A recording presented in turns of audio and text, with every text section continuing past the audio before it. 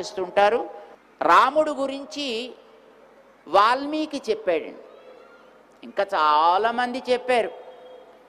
కానీ మిగతా చెప్పిన వాళ్ళందరినీ మనం ప్రమాణంగా తీసుకోవడానికి వీల్లేదు. ఏదైనా రాముడు గురించి నీకు తెలియాలి అని అంటే, మాట్లాడాలి అని అంటే వాల్మీకి చెప్పిందే ప్రమాణం అంతే.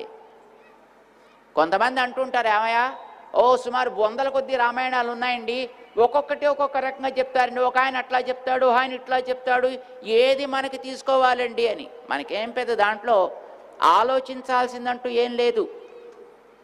ఈ వచ్చిన రామాయణాలని ఈ మధ్య కాలంలో వాళ్ళు ఆ గతంలో ఇచ్చిన దాన్ని చూసి ఇలా అయితే బాగుంటుంది, అబ్బా అప్పుడు ఇలా బాగాలేదండి, ఏందోనండి రాముడు చుట్టుపక్కల నుండి కొట్టిండుట, అదే అంత మంచిగా అనిపిస్తలేదు మాకు, అందుకే దాన్ని కొంచెం మార్చేసి ఇంకో రకంగా రాసేస్తాను.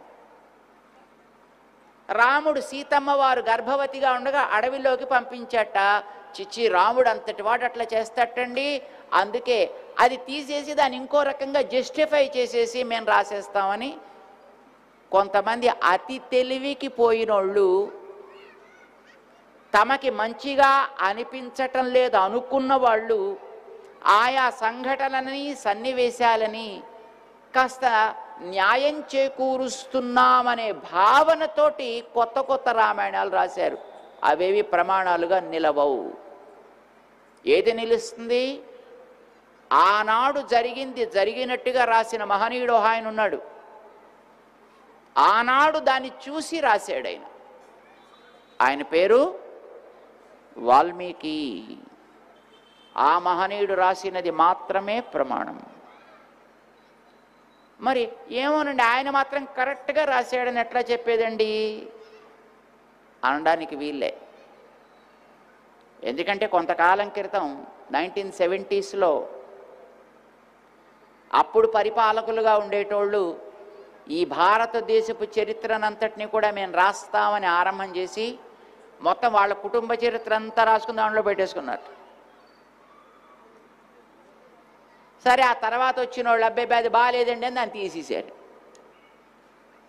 ఎప్పుడెప్పుడు ఎవరు రాసుకునేవాళ్ళు వాళ్ళ బుద్ధికి తగ్గట్టుగానే ఏదో రాసేసుకుంటూ ఉంటారండి. ఏమో వాల్మీకి మాత్రం కరెక్ట్గా రాశాడని మనకి ఏందండి ప్రమాణం? ఎట్లా నమ్మేది అంటే దానికి కూడా ఆయనే రాసుకున్నాడండి. ఆయన రాసేటప్పుడు వాల్మీకి భగవానుడు రాముడు ఉండే రోజుల్లోనే తను కూడా ఉన్నాడు. రామచంద్రుడు వనవాసానికి వెళ్ళినప్పుడు వాల్మీకి ఆశ్రమానికి కూడా వెళ్ళాడు.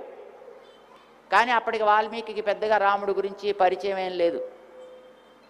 అంటే రాముడికి సుమారు 25 years 25 ఏళ్ల వయస్సు ఉండేటప్పుడు ఆయన అడవికి బయలుదేరి వెళ్ళాడు. వాళ్ళ సవతి తల్లి గారు పంపిస్తే, కైకమ్మ గారు, మనకి కథ అందరికీ తెలుసు. అడవిలోకి వెళ్ళిన తర్వాత కొన్ని ఋషుల యొక్క ఆశ్రమాలను చూసుకుంటూ వెళ్ళాడు ఆయన. భరద్వాజ మహర్షి యొక్క ఆశ్రమానికి వెళ్ళే ముందర వాల్మీకి ఆశ్రమానికి కూడా వెళ్ళాడు ఆయన. అయితే వస్తే ఎవరో మహానుభావుడు వచ్చాడు కనుక ఆయన సత్కారం చేశాడు.